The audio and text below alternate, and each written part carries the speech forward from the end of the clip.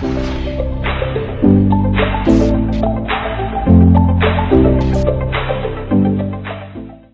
guys, welcome to another David Zimaleta. In today's video I actually would like to help one of my viewers that's having a transmission shift problem. The problem he's having is after he changed the conductor plate, he's experiencing still a limp mode even after resetting, and the next problem he's experiencing, he actually cannot put his Sprinter in park unless he turns off his vehicle, and then he could put it into park. So it's a very weird type of problem, and I'm sorry you're having this type of issue. Normally everything just works kind of smoothly, but this is not a normal situation, obviously, and you cannot expect all the transmission, changes and stuff once you start messing stuff to work normally again, because sometimes you end up impacting something whenever you do something to your vehicle. So you have to kind of take a step back when you experience a problem and kind of start thinking about, okay, what was going on before? Was this shifter shifting before I actually messed with it, or was it not? If the shifter was shifting fine, then chances are there's something that you did in the process to prevent it from shifting. It could be like an honest mistake. You could just slightly just do something. And these transmissions, they're very picky. They're not going to change gears just because you do it, like, and stuff like that. Like, they have to be exactly precise.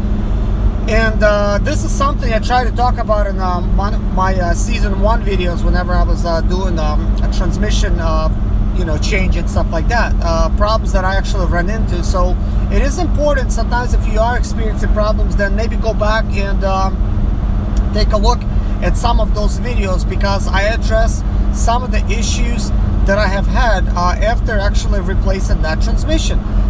One of the things was it did not want to shift, and once I shift that problem, then it did not want to start when I was in park. So I had to kind of like mess around and do some stuff, and I'm not gonna leave you hanging. I'm gonna go ahead and tell you what I did.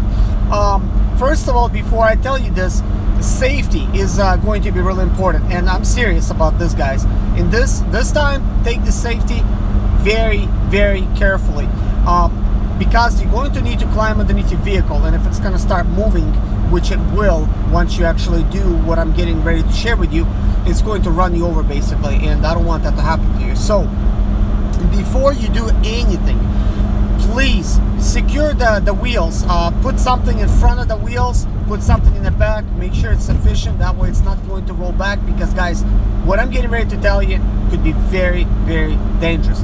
Now that I have covered that, I know we're all do-it-yourselfers here, and we like to fix our own vehicles. We don't want to really have to pay somebody to fix our stuff for us. If we could do it ourselves, we could save thousands of dollars. And that's what I'm here. I like to share this kind of ideas with you guys, and if you want to change it yourself, then go ahead. Of course, keep in mind you will have some issues, and you might end up breaking something in the process, which you'll end up having to buy. But that might be still cheaper than having somebody work on your Sprinter, and that goes for any car, because maintenance is very expensive. It's like going to a doctor for a vehicle, and once you're in there, they want to charge you for everything, including for everything that they don't know, because they don't know, and then they try to charge you on top of that. I know that don't make much sense, but that happens. So let's dive in, okay? So in order to diagnose this no shifting problem or no starting condition after you have replaced your transmission, it is very important that your transmission lever is going to be placed in the right position, because the transmission shift cable is actually connected to it.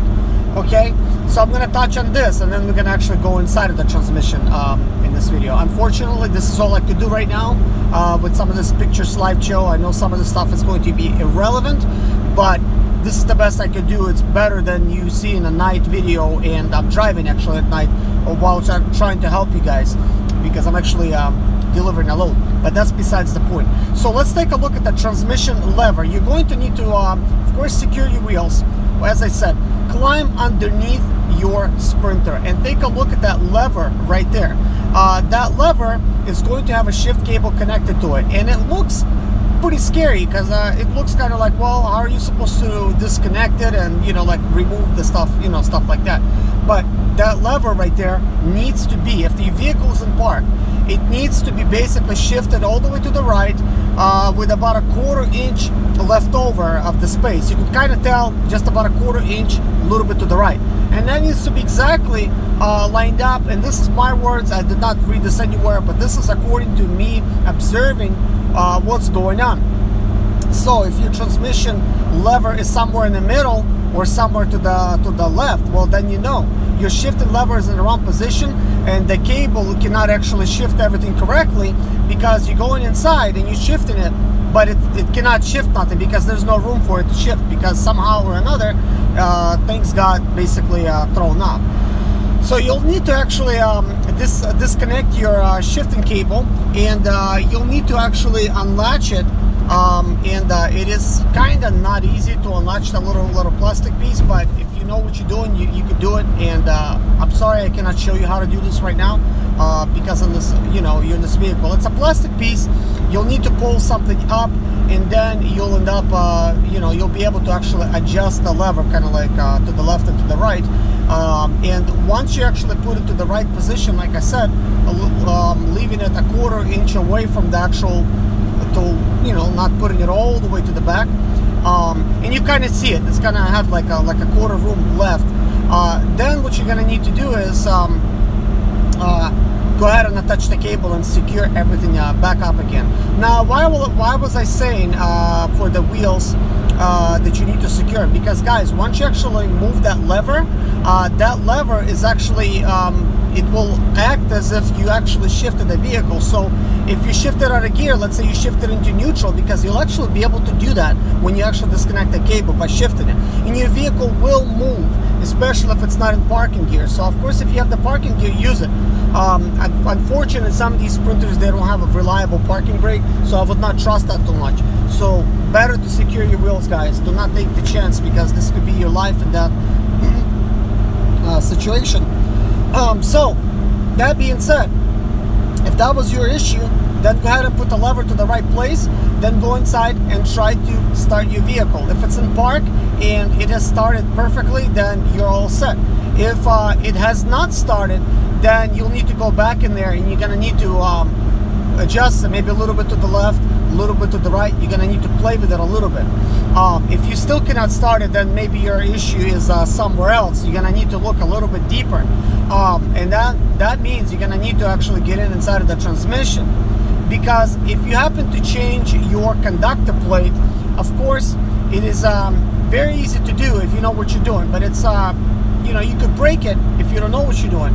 So in order to actually change your conductor plate, I guess first things first, you'll need to drain your transmission fluid from the pan, then remove the pan, then you're going to need to remove the valve body. But before you remove the valve body, you'll actually need to disconnect the 13-pin connector, and that is the plastic thing you see sticking out of the corner out of the transmission with a wiring harness going to the transmission. You'll need to first disconnect that wiring harness by twisting the plastic white tab.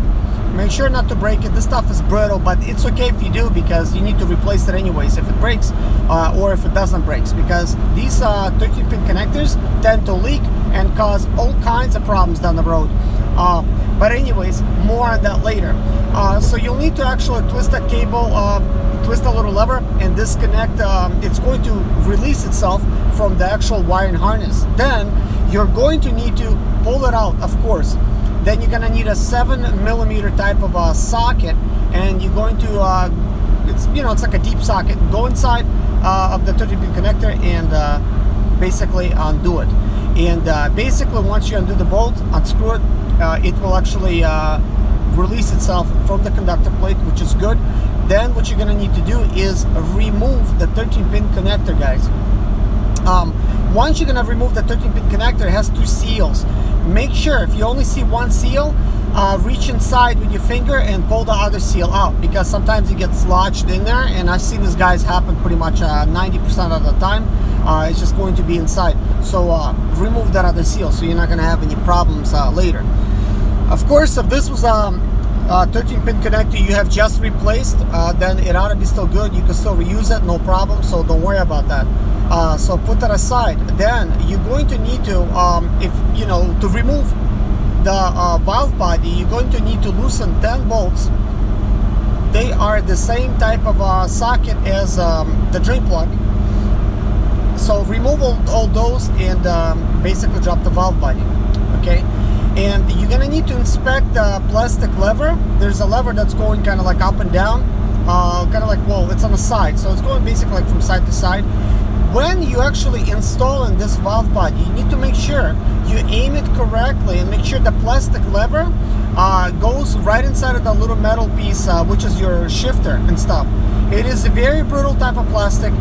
You don't want to break it. I personally never have broken one, but if you don't know what you're doing and if you kind of like miss this little thing and you're kind of like trying to quickly put on a valve body, you could easily put it on the wrong way by not actually putting the lever into place. And then of course your transmission not going to shift or do nothing because that lever is actually not in its place, and it needs to be in its place.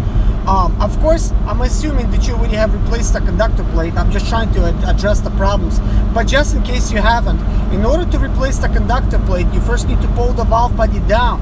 Then you'll need to remove the 3 bolts that's holding the solenoids.